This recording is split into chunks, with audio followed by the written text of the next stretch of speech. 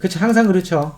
애매할 수밖에 없는 게 장의 반응이라는 게 FOMC에서 미리 유추해서 요렇게 내용이 나오면 뭐 어떤 특정 업황들이 좋아질 수 있다 안 좋아질 수 있다 뭐 이런 걸 판단해 볼 수는 있지만 명확하게 확정을 줄 수는 없거든요, 그들도. 근데 이게 FOMC에서 지금 가장 대두되는 게 올 연말까지 테이퍼링이에요. 더 이상 자산 매입을 해주지 않겠다. 그리고 그 다음 중요한 게 이제 금리 인상이에요. 적극적인 테이퍼링을 뭐 진행하겠다. 금리 인상하겠다. 테이퍼링 진행하겠다. 금리 인상하겠다. 금융시장은 어떻게 악재 영향을 받을 확률이 높다. 그리고 또 이제 특정 업황의 호재가 될 수 있는 내용에서 이제 G20 정상회의에서 내용이 이미 어느 정도 나오고 계속 똑같은 얘기 하고 있는데 환경 정책, 환경 문제를 어떻게 진행할 것이냐. 뭐 이런 내용들.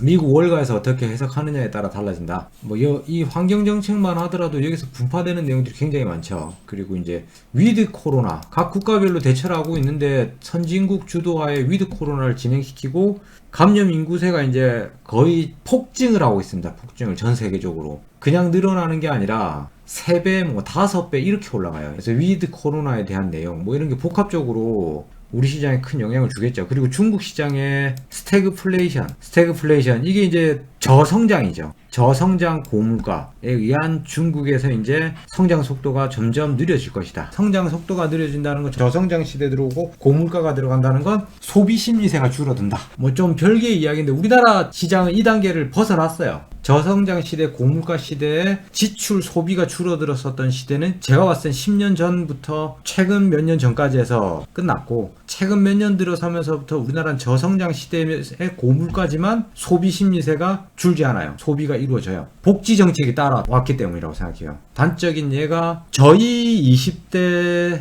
제 30대까지만 하더라도 20, 30대 인구들이 힘든 일을 했었습니다. 돈이 없고 돈이 필요하고 돈을 이렇게 쓰건 저렇게 쓰건 소비 생활을 영위하고 아껴 쓰고 뭐 이렇게 하더라도 차도 사고 뭐도 사고 소비 생활을 영위하면서 돈 없으면 내가 할 게 없고 모르겠다 싶으면 인력 사무소 나가가지고 노가다를 하든 공장 나가서 일을 하든 3교대를 하든 내 밥벌이를 했거든. 근데 요즘 세태들을 보니까 안 하더라고요. 자기 기준에 들어오는 일이 아니면 안 하더란 말이지. 근데 소비는 이루어져요. 가만 그걸 다시 또 깨서 안을 들여다보면 국가에서 실업연금이라든지 이런 걸 준단 말이지. 그리고 이제 요즘은 현실이 저도 이제 아직 결혼 안 했다 보니까 그걸 못 받아들였던 거야. 뭐냐면 요즘은 30대까지도 집에서 용돈을 받더라고요. 난 어렸을 때 뭐 용돈을 집에서 20살 이후부터 용돈을 한 번도 안 받아봤다. 그건 내가 살았던 시대인 거고. 요즘 시대는 부모님들이 한국이라는 나라 전체가 GDP, GNP가 올라가고 그로 인해서 복지 정책이 좋아지고 전반적인 땅의 부동산 가격이 올라가서 갖고 있는 보유자산 자체가 전반적으로 높아진 거예요.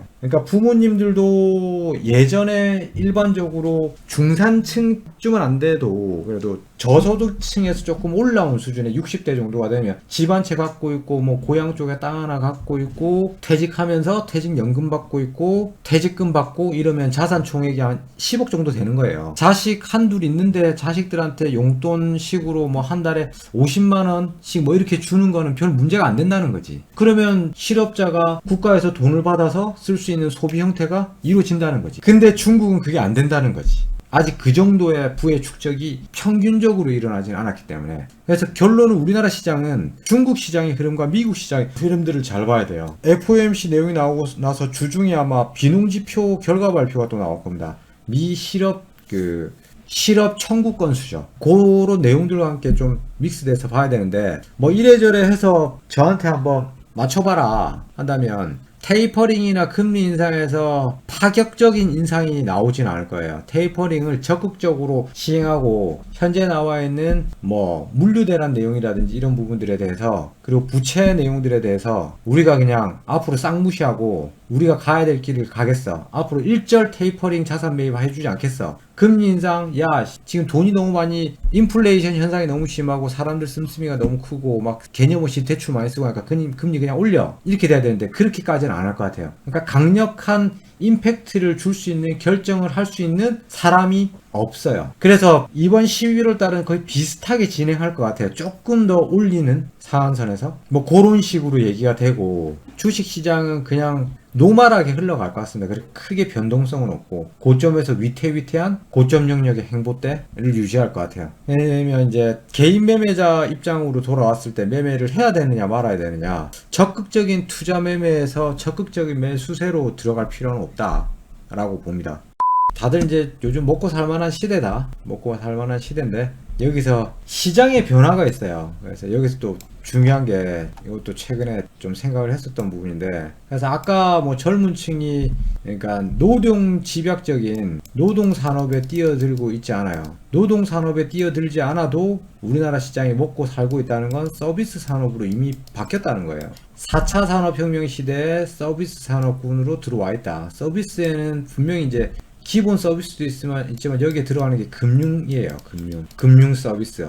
금융도 크게 봤을 때 서비스죠. 돈을 빌려주고 이자를 붙여먹는, 돈을 빌린 다에 요구한 거에 대한 서비스를 해주고 거기에 대한 부를 창출시키는, 지속적으로 서버스라고 적었네. 서비스업이 지속적으로 저는 올라갈 거라고 봅니다. 코리아 컨텐츠 시대거든요. 요즘 단태님이 해외 주식에 대해서 또 많이 관심을 갖고 계시더라고요. 해외 주식에 대해서 한 20년 전에 해외 부동산하고 해외 주식에 대해서 잠시 그냥 전문적인 공부는 아니지만 잠시 공부를 했었던 적이 있어요. 그쪽에 살고 오신 분들도 좀 알고 있고 해서. 그래서 그러니까 약간 요런 식의 선진국형 금융산업의 흐름으로 이제 바뀌어질 수 있다. 등락률이 적어지고 대신 꾸준한 상승세를 보여줄 수 있는. 그래서 해외 주식 같은 경우 보면 우리나라 주식장처럼 이렇게 파동이 강하진 않아요. 대신 꾸준해요. 우리나라 시장에서 해외 시장을 따라갈 수 없는 결정적인 리스크는 지정학적 리스크죠.